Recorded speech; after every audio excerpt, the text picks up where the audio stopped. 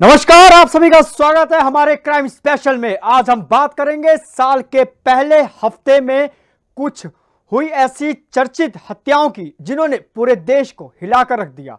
कार्यक्रम में सबसे पहले बात करेंगे उत्तराखंड के अंकिता भंडारी मर्डर केस की, जो सबसे ज्यादा चर्चित है। और इस केस में सीएम धामी ने सीबीआई जांच कराने की सिफारिश की। वहीं दूसरे केस में हम बात करेंगे भोपाल में ईरानी गैंग से जुड़े पूरे मामले की। उसके बाद बात करेंगे भोपाल में हुए सड़क हादसे की। ऐसी ही खबरों के साथ शुरू करते हैं साल 2026 के पहले हफ्ते की वो वारदातें जो सिर्फ खबर नहीं बल्कि चेतावनी बनकर सामने आई। नमस्कार, मैं हूं आपके साथ दिवाकर तिवारी। चलिए शुरुआत करते हैं अंकिता भंडारी केस से। अंकिता भंडारी केस में उत्तराखंड के मुख्यमंत्री पुष्कर सिंह धामी ने सीबीआई जांच कराने की सिफारिश की। इस केस में अंकिता के परिवार और आंदोलनकारियों की मांग पर पूरे उत्तराखंड में विरोध प्रदर्शन हो रहे हैं। अंकिता के पिता ने सीबीआई जांच के साथ साथ उस वीवीआईपी नेता के कॉल डिटेल और मोबाइल लोकेशन की भी जांच की मांग की, जो केस से जुड़े बताया जा रहा है। आपको बता दें कि अंकिता केस की सीबीआई जांच शुरू। सीबीआई जांच से खुलेगा वीआईपी राज। सीएम धामी ने सीबीआई जांच की सिफारिश। पूरी हुई अंकिता के परिवार की मांग। वीआईपी एंगल पर फिर सियासी हलचल। ऑडियो क्लिप ने बढ़ाई बेचैनी। 3 दोषियों को उम्र कैद की सजा। मां बोली फांसी देना थी। 3 साल बाद मिला न्याय। सीबीआई जांच पर टिकी निगाहें। अंकिता भंडारी हत्याकांड को लेकर मुख्यमंत्री पुष्कर सिंह धामी ने सीबीआई जांच की सिफारिश की है। इसके बाद एक ऑडियो क्लिप सामने आई जिसमें अंकिता के पिता वीरेंद्र भंडारी वीआईपी एंगल और जांच की निगरानी को लेकर बात कर रहे हैं। उत्तराखंड में अंकिता भंडारी हत्याकांड को लेकर एक बार फिर से सियासी और सामाजिक हलचल तेज हो गई है। मुख्यमंत्री पुष्कर सिंह धामी ने मामले की सीबीआई जांच की संस्तुति की है। इसके बाद अब एक ऑडियो क्लिप भी सामने आया है जिसमें अंकिता भंडारी के पिता वीरेंद्र भंडारी और राज्य आंदोलनकारी व उत्तराखंड महिला मंच की अध्यक्ष कमला पंत के बीच फोन पर बातचीत हुई है। देखिए बहन, अंकिता के माता पिता से मैं मिला था। मैंने पहले ही कहा था कि उनके माता पिता, चूंकि इस पूरे मामले में उन्होंने अपनी बेटी को खोया, अनेक परेशानियों का सामना किया और मैंने तय किया था कि मैं माता पिता से भेंट करूंगा और बातचीत करूंगा। बातचीत करने के बाद जो उनकी भावना होगी उस भावना के अनुरूप हम काम करेंगे। उन्होंने मुझे कहा कि सीबीआई की हम जांच चाहते हैं। हमने उनकी भावना का सम्मान करते हुए बता दें कि अंकिता भंडारी की हत्या 18 सितंबर 2022 को हुई थी और 24 सितंबर को उनका शव बरामद किया गया था। इस मामले में 3-4 महीने लग गए। मामले में 3 साल 4 महीने के बाद मई 2025 में अदालत ने पुलकित आर्य, उनके सहयोगी अंकित गुप्ता और सौरभ भास्कर को उम्र कैद की सजा सुनाई थी। सीबीआई जांच की संस्तुति के बाद मुख्यमंत्री पुष्कर सिंह धामी ने कहा कि सरकार का उद्देश्य शुरू से ही निष्पक्ष, पारदर्शी और संवेदनशील तरीके से न्याय सुनिश्चित करना है। उन्होंने कहा कि घटना की जानकारी मिलते ही महिला आईपीएस अधिकारी के नेतृत्व में एसआईटी का गठन किया गया है। आरोपियों को तुरंत गिरफ्तार किया गया और प्रभावी पैरवी के चलते किसी भी आरोपी को जमानत नहीं मिल सकी। एसआईटी की जांच के बाद चार्जशीट दाखिल की गई और निचली अदालत ने दोषियों को उम्र कैद की सजा सुनाई है। मुख्यमंत्री ने यह भी कहा कि हाल ही के दिनों में सोशल मीडिया पर सामने आई कुछ ऑडियो क्लिप्स को लेकर अलग अलग एफआईआर दर्ज की गई है और जाँच भी जारी है। 30 मई 2025 को उत्तराखंड की एक अदालत ने इस मामले में 3 आरोपियों को दोषी करार दिया और उन्हें आजीवन कारावास की सजा सुनाई है। ये फैसला कोटद्वार में स्थित अतिरिक्त जिला एवं सत्र न्यायाधीश की अदालत ने सुनाया। हालांकि अदालत के इस फैसले के बाद भी पिछले कुछ हफ्तों में सीबीआई जांच की मांग फिर से तेज हो गई है। 3 साल के बाद अंकिता भंडारी के परिवार को इंसाफ मिला। कोर्ट ने तीनों आरोपियों को उम्र कैद की सजा सुनाई, लेकिन इस फैसले से मृतका की मां संतुष्ट नहीं दिखी। कोर्ट से बाहर निकलते ही उनकी आंखों से आंसू बह निकले। उन्होंने भावुक होकर कहा कि उन्हें अदालत से दोषियों को फांसी की सजा मिलने की उम्मीद थी। तो वहीं 3 साल से ज्यादा लंबे इंतजार के बाद अदालत ने अंकिता भंडारी को इंसाफ तो दे दिया, लेकिन सवाल अब भी अधूरे हैं। दोषियों को उम्र कैद की सजा मिली, फिर भी परिवार की निगाहें उस कथित वीआईपी चेहरे पर टिकी हैं जिसका नाम बार बार उठता रहा। अब मुख्यमंत्री की सिफारिश पर सीबीआई जांच की मंजूरी ने एक नई उम्मीद जगाई है कि इस हत्याकांड से जुड़े हर सत्य से पर्दा उठेगा। सवाल सिर्फ सजा का नहीं, सिस्टम की पारदर्शिता और भरोसे का है। अब देखना होगा कि सीबीआई जांच अंकिता के परिवार को पूरा न्याय दिला पाती है या नहीं। चलिए दूसरी वारदात की हम बात करते हैं, राजधानी भोपाल से है, जहां पर जुर्म की एक और कहानी अब आपको सुनाते हैं। आपने ऐसी बहुत सारी खबरें पढ़ी होंगी जहां कागजों में किसी व्यक्ति को मार दिया जाता है या फिर मृतक घोषित कर दिया जाता है और वो शख्स जिंदा है। अब उसे खुद को जिंदा साबित करने के लिए लंबी लड़ाई लड़नी पड़ती है। लेकिन अब जो कहानी हम आपको बताने जा रहे हैं वह भोपाल की है और जुर्म की यह कहानी दूसरी से थोड़ी सी जुदा है। पुलिस की टीम ने राजू ईरानी को गुजरात से गिरफ्तार कर लिया। आपको बता दें कि कुख्यात राजू ईरानी को सूरत से भोपाल लाया गया और 4 संगीन मामलों में गिरफ्तारी के बाद 17 जनवरी तक रिमांड में रखा गया। उम्मीद यह भी जताई जा रही है कि और भी बड़े मामले खुलासे में हो सकते हैं। मुर्दे को जिंदा दिखाकर कराली जमानत। भोपाल में ईरानी गैंग का चौंकाने वाला खेल। फर्जी जमानतदार खुले जेल के द्वार। 48 घंटे में 14 आरोपी जेल से रिहा। पुलिस कार्रवाई पर भारी सिस्टम। कागजों में जिंदा के मृत। भोपाल में कानून की बड़ी चूक। हाई रिस्क रेट फिर भी रिहाई। जमानत में बड़ा फर्जी बड़ा उजागर। ईरानी डेयरी की सच्चाई आई सामने। सरगना राजू ईरानी फरार। पुलिस जांच में घेरे में जमानत। 6 से ज्यादा गैंग सक्रिय।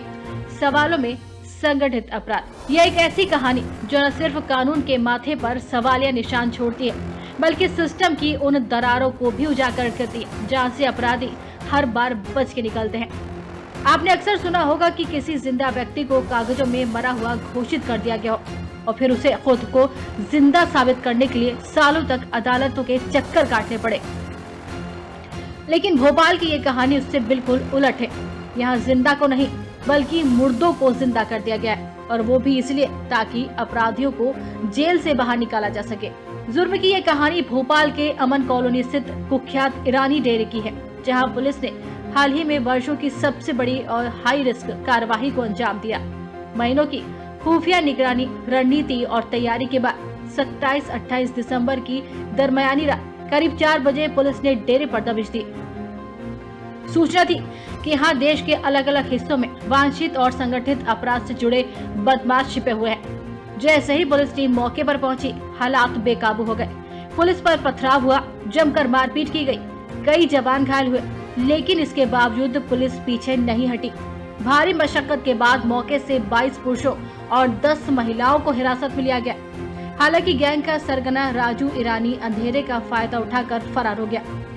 पुलिस ने सभी आरोपियों के खिलाफ बलवा, शासकीय कार्य में बाधा, मारपीट, तोड़फोड़ और संगठित अपराध जैसी गंभीर धाराओं में केस दर्ज किया है। होता है कि जो ईरानी डेरा कुख्यात है, इसमें समस्या ये आती रही है कि यहाँ पर स्टोन पेल्टिंग की संभावना बनी रहती है, क्योंकि और वहाँ पे जो महिलाएं हैं, महिलाओं को वो ईरानी डेरे के लोग आगे कर देते हैं, जिससे पुलिस की कार्रवाई कम बल के साथ इस स्तर पर अभी के रूप में होना संभव नहीं हो रहा था।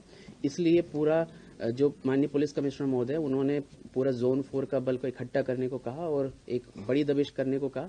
वक्त के साथ धीरे धीरे हम जैसे जैसे आगे कार्रवाई करते रहेंगे, ये बदमाश आगे हम लोग कम बल में भी काम कर पाएंगे और आसानी से इनको पकड़ पाएंगे। पुलिस रिकॉर्ड खंगाले गए तो चौंकाने वाले तथ्य सामने आए। ईरानी गैंग के कई सदस्य पहले भी अलग अलग शहरों और राज्यों, खासतौर पर महाराष्ट्र और राजस्थान में चोरी, लूट, ठगी की वारदातों में शामिल रह चुके हैं। माना जा रहा था कि इस कार्यवाही से गैंग की कमर टूट जाएगी, लेकिन कहानी में असली मोड़ तो इसके बाद आया। जेल की सलाखों के पीछे पहुंचने के महज 48 घंटे के भीतर ही कुछ आरोपियों को जमानत मिल गई। यह खबर जब सामने आई तो पुलिस महकमे में लेकर आम लोगों तक हर कोई हैरान रह गया। सवाल ये उठता है, इतनी गंभीर धाराओं में दर्ज मामले में इतनी जल्दी जमानत कैसे? जवाब जांच में मिला, और जो जवाब और भी ज्यादा डराने वाला आया सामने। जमानत के लिए जिन लोगों को जमानतदार बनाया गया, उनमें से 2 की तो पहले ही मौत हो चुकी थी, यानी कागजों में मुर्दों को जिंदा कर दिया गया। दरअसल 5 जनवरी को आरोपियों की ओर से कोर्ट में जमानत याचिका दायर की गई। जमानतदार के तौर पर जमील रहमान खान नाम के व्यक्ति को पेश किया गया। उसके नाम की जमीन से जुड़े दस्तावेज भी कोर्ट में लगाए गए। कागज पूरे थे, नाम सही था, इसलिए कोर्ट ने जमानत दे दी। लेकिन बाद में पुलिस जांच में सामने आया कि जमील रहमान खान तो 2 साल पहले ही मर चुका है। उसकी जगह किसी और व्यक्ति को उसी नाम से कोर्ट में खड़ा कर दिया गया। और इतना ही नहीं, अगले दिन यानी कि 6 जनवरी को 4 और आरोपियों को भी इसी तरह फर्जी जमानतदारों के जरिए राहत मिल गई। इस तरह अब तक कुल 14 आरोपी जेल से बाहर आ चुके। जिन बदमाशों को पकड़ने के लिए पुलिस को पथराव और हिंसा का सामना करना पड़ा, वे सिस्टम की खामियों का फायदा उठाकर वहां से बाहर घूम रहे थे। इस खुलासे ने पुलिस और अभियोजन की कार्यप्रणाली पर ही गंभीर सवाल खड़े कर दिए। आखिर फर्जी दस्तावेज कोर्ट तक पहुँचे कैसे? मृत व्यक्ति के नाम पर जमानत कैसे मंजूर हो गयी? क्या इसमें किसी अंदरूनी भूमिका की मिली भगत सामने आई है? इस अधिकारियों का कहना है कि प्रथम दृष्टया कुछ दस्तावेज से प्रमाणिक नहीं पाए गए हैं और जिन लोगों को जमानतदार बताया गया उनकी जानकारी गलत दी गई है। पुलिस अब इस मामले में जमानत आदेशों के खिलाफ कानूनी अपील की तैयारी कर रही है और दोषियों के खिलाफ अलग से प्रकरण दर्ज करने की बात भी कह रही है। इस पूरे घटनाक्रम ने यह भी साबित कर दिया है कि संगठित अपराध का नेटवर्क कितना गहरा और मजबूत है। पुलिस भले ही दावा कर रही हो कि पिछले 2 वर्षों में 400 से ज्यादा गैंग हिस्ट्री शीट और गुंडा फाइलें खोली गई हैं और अपराध में कमी आई है, लेकिन ईरानी डेरे का मामला बताता है कि जमीन के नीचे अब भी कई परतें छिपी हुई हैं। पुलिस की जांच में यह भी सामने आया है कि ईरानी डेरे में सिर्फ एक नहीं बल्कि 6 से ज्यादा अलग अलग गैंग के लोग सक्रिय हैं। हर गैंग का अपना तरीका है, अपने गुंडे हैं और अपना लीडर है, लेकिन इन सब की डोर एक ही हाथ में है, राजू ईरानी। हालांकि भोपाल पुलिस का कहना है कि ईरानी गैंग के सदस्यों के अपराध सिर्फ भोपाल तक सीमित नहीं है। देश के अन्य हिस्सों से आई पुलिस टीमें भी इनके खिलाफ जानकारी जुटा रही है। गैंग से जुड़े अन्य लोगों की पहचान कर उनके खिलाफ कार्रवाई की जा रही है। लेकिन सबसे बड़ा सवाल अब भी कायम है, जब मुर्दों को जिंदा करके अपराधियों को जमानत मिल सकती है तो आम आदमी का भरोसा कानून पर कैसे कायम रहेगा? क्या इस मामले में सिर्फ फर्जीवाड़ा करने वाले आरोपी ही दोषी हैं या सिस्टम के भीतर बैठे कुछ चेहरे भी जांच के दायरे में आएंगे? भोपाल की कहानी सिर्फ एक गैंग की नहीं बल्कि उस सिस्टम की है जहां कागजों की बाजीगरी से जेल के दरवाजे खुल जाते हैं। अब देखना यह है कि पुलिस की जांच इस जुर्म की कहानी को किस अंजाम तक पहुंचाती है और क्या वाकई मुर्दों को जिंदा करने वाले पर कानून की मार पड़ेगी या ये कहानी भी फाइलों में दफन होकर रह जाएगी। Text report Bhopal. तो ये था राजधानी भोपाल में ईरानी गैंग से जुड़ा मामला, लेकिन यह सिर्फ एक अपराध की कहानी नहीं बल्कि सिस्टम में मौजूद उन खामियों की और भी इशारा करता है जिनका फायदा उठाकर संगठित अपराधी कानून को चुनौती दे रहे हैं। जिस कार्रवाई को पुलिस की बड़ी सफलता माना जा रहा था, वहीं कार्रवाई फर्जी जमानतदारों के खेल ने सवालों के घेरे में ला के दी। अब देखना यह भी होगा कि क्या पुलिस और अभियोजन इस फर्जीवाड़े के जिम्मेदार लोगों तक पहुंच पाते हैं या फिर कानून की किताबों में एक बार फिर अपराधियों की चाल भारी पड़ जाएगी। इसी सवाल के साथ हमें इजाजत दीजिए, साथ ही आपसे बात करेंगे तीसरे जुर्म की जो एक्सीडेंट से लेकर है। मध्य प्रदेश की राजधानी भोपाल में दिन दिहाड़े रफ्तार और नशे का खौफनाक तांडव देखने को मिला। टीटी नगर इलाके में एक बेकाबू एसयूवी ने सड़कों को रणभूमि में बदल दिया। शराब के नशे में धुत ड्राइवर ने एक्सप्रेस तिहारे पर रंगमहल चौराहे तक करीब 1.5 किलोमीटर तक तबाही मचाई। ई रिक्शा, बाइक और कारों को कुचलती इस एक्सयूवी ने एक बच्चे समेत कई लोगों को घायल कर दिया। गनीमत यह भी रही कि इस हादसे में कोई जान नहीं गई। लेकिन सबसे बड़ा सवाल, क्या शहर की सड़कों पर नशे में ड्राइविंग अब जानलेवा खेल बन चुकी है? भोपाल में दिन दहाड़े एसयूवी का तांडव, रफ्तार और नशे का खौफनाक तांडव। टीटी नगर इलाके में बेकाबू हुई एसयूवी सड़कों को रणभूमि में बदल दिया। शराब के नशे में धुत था ड्राइवर। अपेक्स तिराहे रंगमहल चौराहे तक दहशत, करीब 1.5 किलोमीटर तक तबाही मचाई। ई रिक्शा, बाइक और कारों पर चढ़ी कार एसयूवी ने एक बच्चे समेत कई को घायल किया। मध्य प्रदेश की राजधानी भोपाल के टीटी नगर इलाके में मंगलवार दोपहर एक बेकाबू एसयूवी ने जमकर कोहराम मचाया।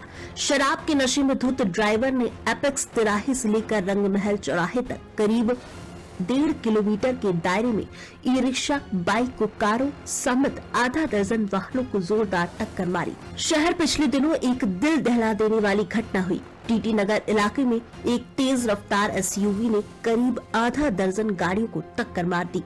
इस हादसे में एक बच्चे समेत कई लोग घायल हो गए। गाड़ी चलाने वाला ड्राइवर नशे में धुत था और उसने कई गाड़ियों को कुचलते हुए करीब 1 से 1.5 किलोमीटर तक तबाही मचाई। यह घटना दोपहर करीब 2 बजे की है, जब सड़क पर अधिक चहल पहल रहती है। प्रत्यक्षदर्शियों के मुताबिक ड्राइवर नशे में इतना था कि उसका गाड़ी पर कोई कंट्रोल नहीं था। एसयूवी चालक ने अपेक्स तिराहे के पास पहली गाड़ी को टक्कर मारी। जब लोगों ने उसे रोकने की कोशिश की तो वह और तेज भगाने लगा। वह टीटी नगर पुलिस स्टेशन की तरफ भागा और रास्ते में कई गाड़ियों को टक्कर मारता रहा। आखिरकार स्मार्ट सिटी अपार्टमेंट्स के सामने 45 बंगलों के पास रंगमहल स्मार्ट सिटी अपार्टमेंट्स के सामने 45 बंगलों के पास रंगमहल स्क्वायर से पहले एक फुटपाथ से टकरा कर रुक गया। आधा दर्जन लोग घायल। इस हादसे में करीब आधा दर्जन लोग घायल हुए, जिसमें कुछ महिलाएं भी शामिल थी। गनीमत रही कि किसी की जान नहीं गई। घायलों को तुरंत अस्पताल ले जाया गया। ई रिक्शा में सवार एक बच्चा, 2 महिलाएं और बाइक पर सवार 2 युवक घायल हुए। ई रिक्शा में बैठी 23 साल की नेहा शुक्ला को अस्पताल ले जाया गया। रंगमहल स्क्वायर के पास 48 साल के संजय पावर को भी ड्राइवर ने टक्कर मारी। एक अन्य बाइक सवार सत्यम के पैर पर कार का टायर चढ़ जाने से वह घायल हो गया। नशा, रफ्तार और लापरवाही तीनों मिल जाएं तो अंजाम कितना खतरनाक हो सकता है, यह भोपाल की इस घटना ने साफ दिखा दिया। एक ड्राइवर की गैर जिम्मेदारी ने कई परिवारों की जिंदगी को पल भर में दहला दिया। तीनों मिल जाए तो अंजाम कितना खतरनाक हो सकता है, ये भोपाल की इस घटना ने साफ दिखा दिया। एक ड्राइवर की गैर जिम्मेदारी ने कई परिवारों की जिंदगी को पल भर में दहला दिया।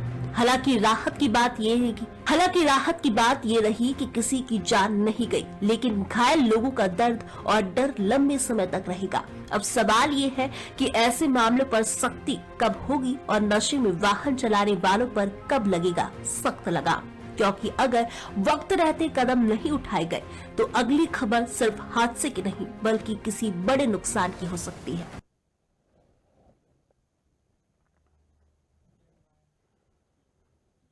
आपको बता दें, नशा, रफ्तार और लापरवाही तीनों मिल जाए तो अंजाम भयावह के साथ कितना खतरनाक हो सकता है, इसका अनुमान लगाना बहुत मुश्किल होगा। लेकिन यह भोपाल की इस घटना ने साफ दिखा दिया कि एक ड्राइवर की गैर जिम्मेदारी ने कई परिवारों की जिंदगी को पल भर में दहला दिया। हालांकि राहत की बात यह भी रही कि किसी की जान नहीं गई, लेकिन घायल लोगों का दर्द और डर लंबे समय तक रहेगा। वहीं सवाल यह भी है कि ऐसे मामलों पर सख्ती कब होगी और नशे में वाहन चलाने वालों पर कब लगेगा सख्त लगाम, क्योंकि अगर वक्त रहते कदम नहीं उठाए गए तो अगली खबर सिर्फ हादसे की नहीं बल्कि उस भयावह घटनाओं और नुकसान की हो सकती है, जिसका अनुमान लगाना भी बहुत मुश्किल है। चलिए रुक करते हैं चौथी खबर की ओर, जो लुधियाना मर्डर केस से जुड़ी है। आपको बता दें कि लुधियाना, पंजाब के लुधियाना में से एक खबर है जहां यह वारदात न सिर्फ इंसानियत को शर्मसार करती है बल्कि राज्य में फैलते नशे के खतरनाक रूप की भयावह तस्वीर भी पेश करती है। यहां एक व्यक्ति ने कथित तौर पर चिट्टा के नशे में अपने ही दोस्त की हत्या कर दी, फिर उसके शव के 6 टुकड़े कर उन्हें ठिकाने लगाने की साजिश रची। इस खौफनाक वारदात का खुलासा तब हुआ जब सीसीटीवी कैमरे में एक दंपत्ति बाइक पर घरेलू ड्रम के शव ले जाते हुए कैद हो गए। पंजाब पुलिस ने इस सनसनीखेज मामले में शमशेर सिंह सेरा नाम की बढ़ई और उसकी पत्नी कुलदीप को गिरफ्तार कर लिया है। दोनों पर हत्या और साजिश रचने के गंभीर आरोप लगाए गए हैं। लुधियाना से मुंबई तक का सफर मौत पर खत्म। मृतक की पहचान दविंदर सिंह के रूप में हुई है, जो मूल रूप से मुंबई का रहने वाला था और डिजिटल प्रिंटिंग का काम करता था। पुलिस के अनुसार दविंदर 6 जनवरी को ही ट्रेन से लुधियाना आया था और उसका उद्देश्य नई प्रिंटिंग मशीन खरीदना था।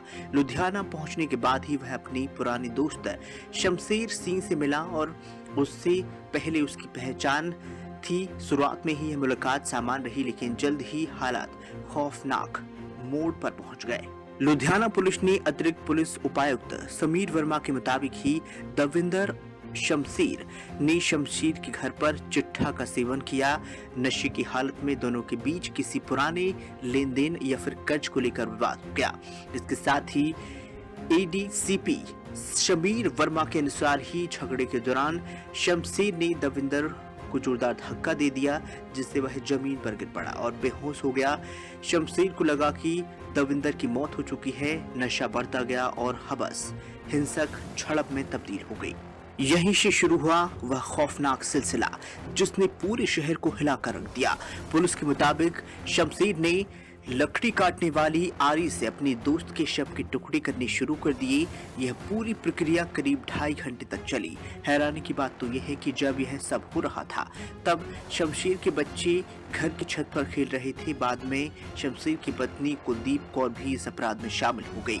उसने खून साफ करने और सबूत मिटाने का काम। हत्या के बाद ही दोनों ने शव के 6 टुकड़े किए और उन्हें एक घरेलू प्लास्टिक ड्रम में भर दिया।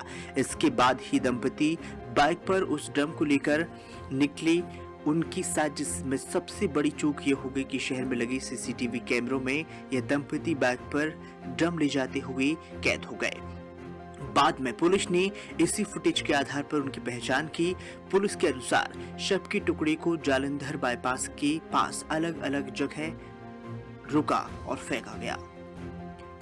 शव बरामद, एक हाथ अब भी लापता। पुलिस ने अब शव के अधिकांश हिस्से बरामद कर लिए, हालांकि मृतक का एक हाथ अभी भी नहीं मिला। समीर वर्मा ने बता दिया है कि आशंका है कि शव का हिस्सा एक आवारा जानवर उठाकर ले गए हैं, फिर भी उसकी तलाश लगातार जारी है। यह मामला पंजाब में फैलती नशे की समस्या, खास तौर पर चिट्ठा जैसी घातक ड्रग की भयावह तस्वीर को उजागर करती है। पुलिस के अनुसार यह केवल एक हत्या का मामला नहीं बल्कि नशे से उपजे उस पागलपन का उदाहरण है जो इंसान को इंसान का दुश्मन बना देता है। नशे के कारण विवेक खत्म हो जाता है और मामूली विवाद भी जानलेवा बन जाता है। पुलिस हिरासत में जारी जांच। फिलहाल शमशेर सिंह और उसकी पत्नी कुलदीप कौर पुलिस की हिरासत में है। दोनों के खिलाफ हत्या और आपराधिक साजिश के तहत मामला दर्ज किया है। पुलिस यह भी जांच कर रही है कि कहीं इस अपराध में कोई व्यक्ति तो शामिल नहीं था। साथ ही यह भी पता लगाया गया है कि नशे की आपूर्ति कहां से हुई और आरोपी कितने समय से चिट्ठा का सेवन कर रहा था। समाज के लिए चेतावनी। लुधियाना की यह घटना सिर्फ एक अपराध नहीं बल्कि पूरी समाज के लिए चेतावनी है। यह दिखाती है कि नशा किस तरह से रिश्तों, इंसानियत और कानून सबको कुचल देता है।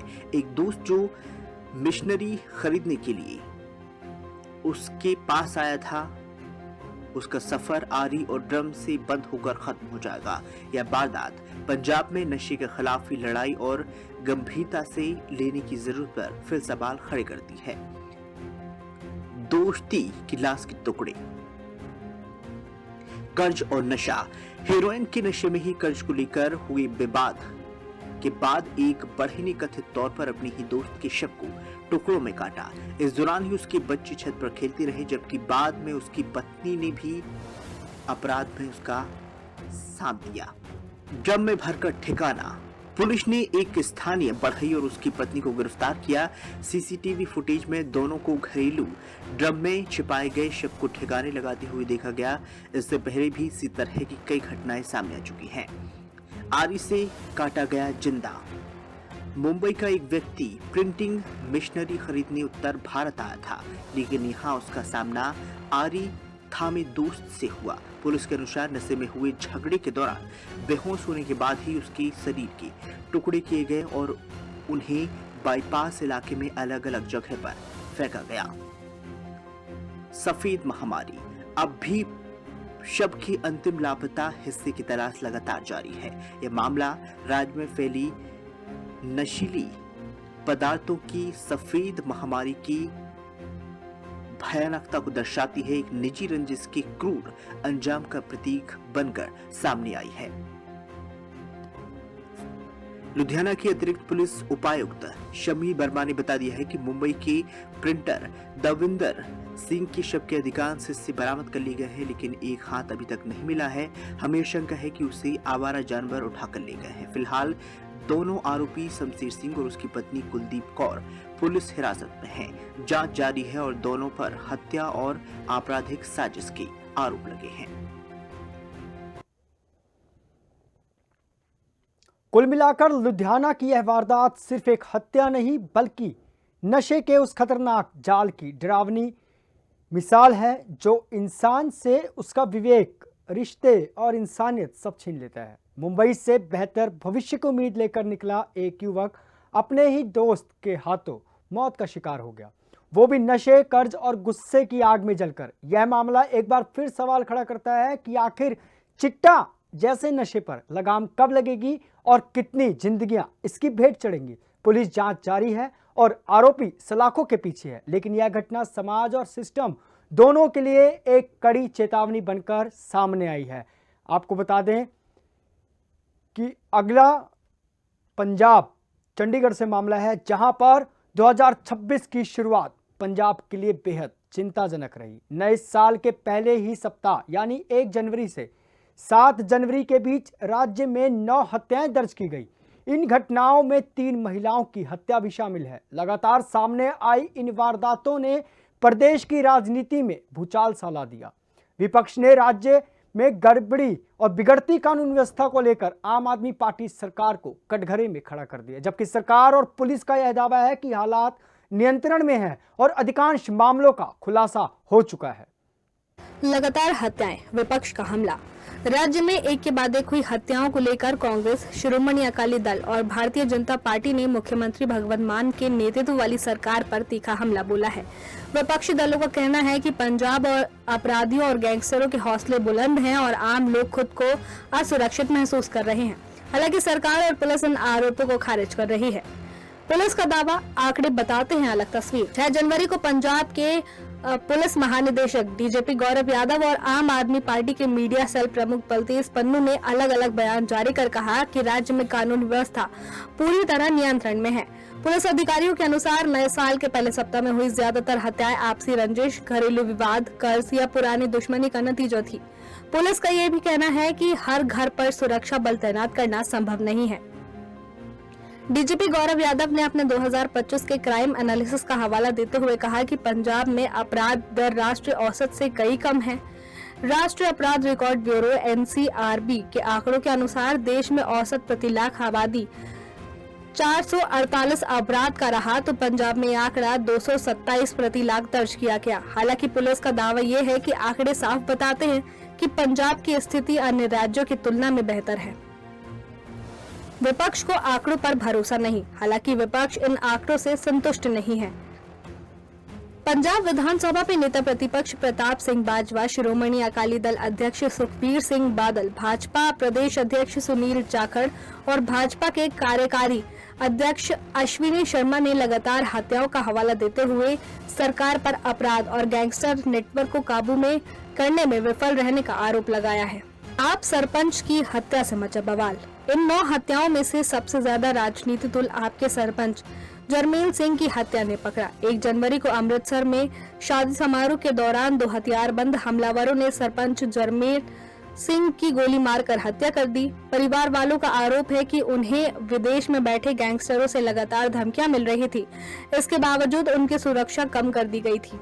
परिजनों के मुताबिक ये उन पर चौथा हमला था। 2 जनवरी को तरनतारन पुलिस ने इस हत्याकांड के मुख्य साजिशकर्ता हरनूर सिंह को मुठभेड़ में मार गिराया, लेकिन असली शूटर अब भी फरार है। राजनीतिक रंजिश में कांग्रेस नेता की हत्या। 3 जनवरी को मोगा जिले के बुंदरकला गांव में कांग्रेस नेता उमरसिर सिंह की गोली मारकर हत्या कर दी गई। पुलिस का कहना है कि ये हत्या राजनीतिक दुश्मनी का नतीजा थी। ग्रामीणों ने शव को धर्मकोट पुलिस थाने के बाहर रखकर जोरदार प्रदर्शन किया। पुलिस ने इस मामले में स्थानीय आप सरपंच समेत 7 लोगों के खिलाफ हत्या का केस दर्ज किया, जिनमें से 2 अमेरिका में रहने वाले NRI भी शामिल हैं। अब तक 2 आरोपियों को गिरफ्तार किया जा चुका है। मजदूर की लाश खेतों में मिली। इसी दिन कपूरथला में एक फैक्ट्री के पास खेतों से प्रवासी मजदूर कुलदीप कुमार का शव बरामद हुआ। इसी दिन कपूरथला में एक फैक्ट्री के पास खेतों से प्रवासी मजदूर कुलदीप कुमार का शव भी बरामद हुआ। मृतक के पिता ने उसके सहकर्मी पर हत्या का आरोप लगाया। इसके बाद भारतीय न्याय संहिता BNS की धाराओं में मामला दर्ज किया गया। 3 महिलाओं की हत्या से दहशत। पहले सप्ताह में हुई 9 हत्याओं में 3 महिलाएं भी शामिल थी। 1 जनवरी को जलंधर के पवारा नाले के पास कोमल नाम की महिला का शव मिला, जिसके शरीर पर सिरिंज लगी हुई थी। शुरुआत में इसे ओवरडोज का मामला माना गया, लेकिन 48 घंटे के भीतर पुलिस ने रजिया सुल्ताना उर्फ रज्जो, दीपा, गुरजीत सिंह और सरबजीत सिंह को शव ठिकाने लगाने के आरोप में गिरफ्तार कर लिया। पुलिस के अनुसार दर्द के इंजेक्शन के बाद महिला की मौत हुई थी। 2 जनवरी को कपूरथला के सीनपुर मोहल्ले में 40 वर्षीय हीरप्रीत कौर की उसके घर के अंदर गोली मारकर हत्या कर दी गई। 2 हथियारबंद आरोपी हवा में फायरिंग करते हुए फरार हो गए। इस मामले में BNS और आर्म्स एक्ट के तहत मामला दर्ज किया गया। 4 जनवरी को मुक्तसर जिले के मिड्डा गांव के 18 वर्षीय चमनदीप कौर की कथित तौर पर उसके पिता हरपाल सिंह ने हत्या कर दी। आरोप है कि पिता बेटी की पढ़ाई से नाराज था। मां की शिकायत पर केस दर्ज हुआ और अगले दिन आरोपी पिता को गिरफ्तार कर लिया गया। 5 जनवरी को मानू के गांव के रहने वाले बाउंसर गगनदीप सिंह की पुरानी रंजिश के चलते गोली मारकर हत्या कर दी गई। पुलिस के मुताबिक मृतक और मुख्य आरोपी दोनों का आपराधिक रिकॉर्ड था और दोनों पहले NDPS एक्ट के तहत केस झेल चुके थे।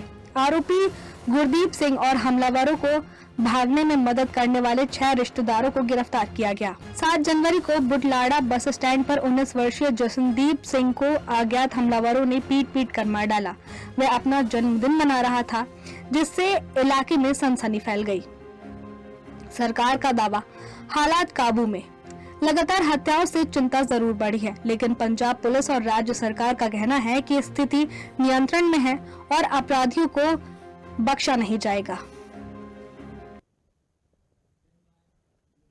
साथ ही विपक्ष का यह भी कहना है कि यह घटनाएं पंजाब में बढ़ती अराजकता और गैंगवार की गंभीर चेतावनी है। नया साल पंजाब के लिए उम्मीद की बजाय सवालों और सियासी टकराव के साथ शुरू हुआ। सवाल यह है कि आने वाले दिनों में सरकार कानूनी व्यवस्था को लेकर लोगों का भरोसा कितना कायम रख पाएगी। आपको बता दें कि हमने 5 उन सनसनीखेज वारदातों की बात करी। अगली बार फिर एक ऐसी ही 5 सनसनीखेज वारदातें सामने लाएंगे। फिलहाल हमें इजाजत दीजिए और क्राइम की दुनिया में बने रहिए। नमस्कार।